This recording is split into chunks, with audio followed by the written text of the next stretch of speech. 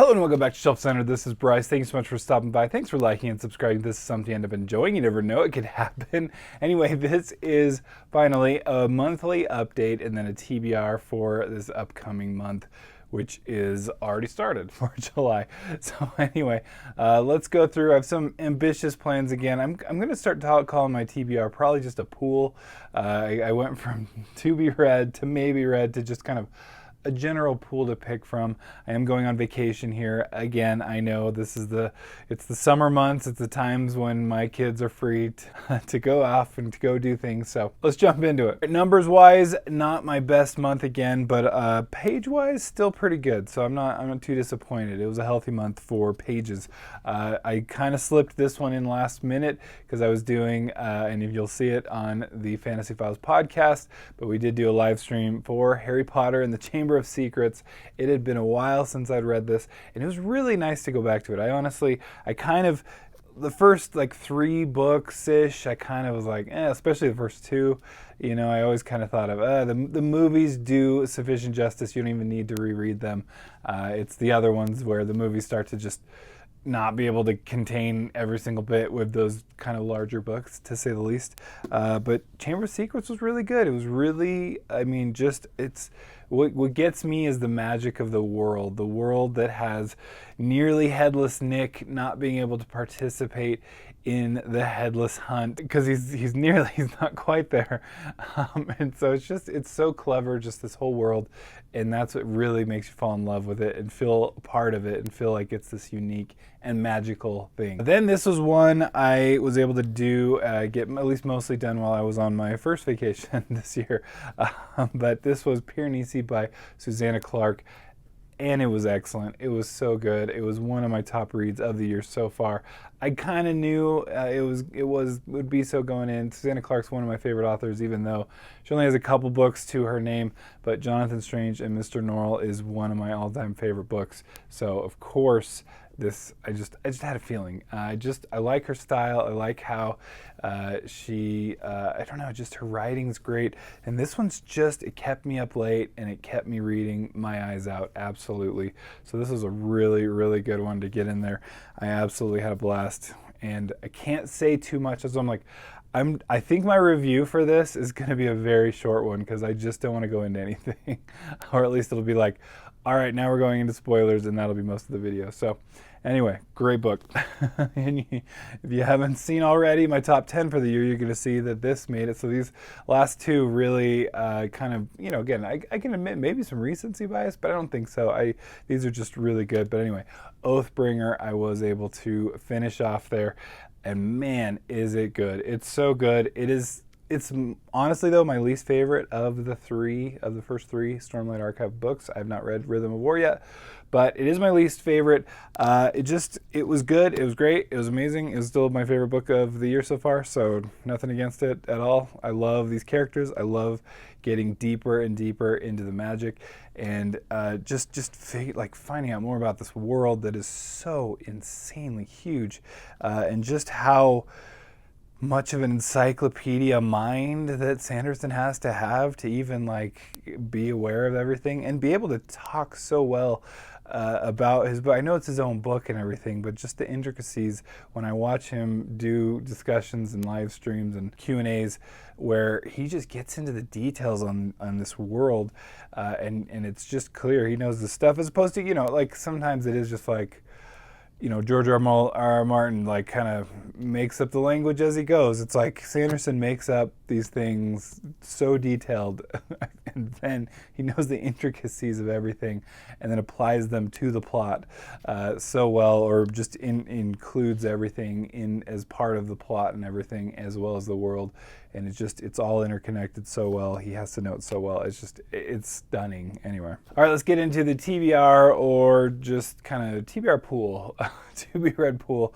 This is one, though, that I did put on my last TBR, but I actually have already started it about almost halfway through, and it is just awesome. It's been amazing. The Book of Lost Things by John Connolly. Been on my list for ages, and I just like I just kind of posted a quote on Twitter or X, whatever you want to call it, and the author immediately liked it, and I was like, oh man, he's paying attention. It's pretty cool. But I just thought it's super clever. If I'm quoting your book on Twitter, like I'm loving it, and I'm having a blast. It's kind of this cool like fairy tale land where you meet kind of some of your classic fairy tale creatures and things. They're definitely those things, but they're not the same, if that makes any sense.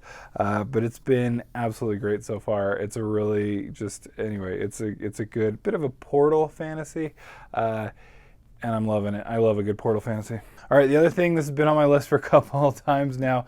It has to happen now because the live stream is going to, or at least the recording, the discussion, I should say, is happening at the end of this month, and so it's going to be the Lions of Alderson.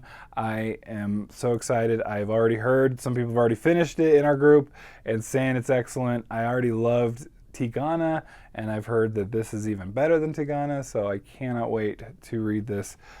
But I do need to start it already. But anyway, I was committed to the Book of Lost Things. I was like, I put it on my list.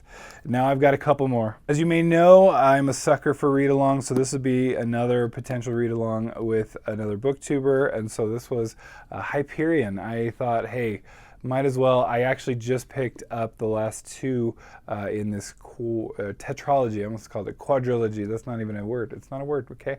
Tetralogy. And I've already read the first two. I kind of, after the second one, it was so different from this one that I kind of was like, and there's like if you've read them and you kind of know, you can take a break, I guess, after book two, and I did, and I probably waited too long. So now, time to get back into it. I am excited.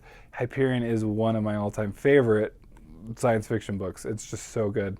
It was the fall of Hyperion that I'm at least glad that I've read it before, and now I can go into it knowing a little bit more about it and being a little more confident that, like, I know where this is coming from, so hopefully I'll enjoy it a little bit more. I did still enjoy it. It's still great, but it was like, I just remember being so jarred by just everything about it just was told in such a different manner. So anyway, Hyperion, very much excited for that. Then I kind of picked this one up already, so I've just kind of been dabbling a little bit. I need to kind of commit. And like I said, I'm going on vacation. I think there actually might be reading time this time, so we'll see. I hold my breath. I'm still a parent with children on a lake, so you never know. It's like constant vigilance is really what it comes down to. At least they're older now. But I'm trying to keep up. I just finished the Mistborn Era 1 this year, so I figured I'd jump into The Secret History, which has been great so far. It's interesting. I don't know how much to give away about it, but definitely don't read it until you finish the trilogy, I think, is really what it is. I mean, I guess you could read it after the first book, maybe. I don't know, there's tons of spoilers throughout it, or at least so far, so I would say after the trilogy. But it's been good so far, interesting. I don't want to give any more away. All right, this is one that was on my list before, and I feel like, okay, come on, I got to be able to get this one in. Dark Kingdom, I'm dying to read it. Wick Welker, I just absolutely love. I've loved every book so far, which has been 2 so far, so I'm excited to get into this, back into the same world of Dark Theory. Dark Theory was an absolute blast to read when I read that. Was it last year or the year before? Anyway, it was such a good book. I am very excited for this one, so it's still going to keep rearing its head here. All right, this is one I did already kind of just like do a slight start on, but again, this is the perfect book because it is already quite damaged for a lake adventure, and so this is one I'm not too concerned about getting any more damaged. So I feel bad about it. I'm not saying that. I'm just saying I don't want to damage my other version of this, which is a nice hardcover version. So we'll go for it. Finally read it. It's already so quotable. It's just amazing to me. And then finally, this is one I wanted to get moving on maybe sometime soon. I downloaded them for free. You never know how long they last. I've already lost a couple, because you never know.